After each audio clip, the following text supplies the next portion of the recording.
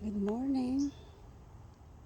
Tinapos ko yung aking pag-ayos ng mga succulent kasi pag mga full season or winter maganda yung kanilang growth.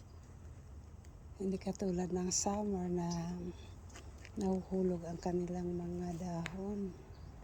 So ngayon I add more bricks right here because I have one more big pot to transfer here.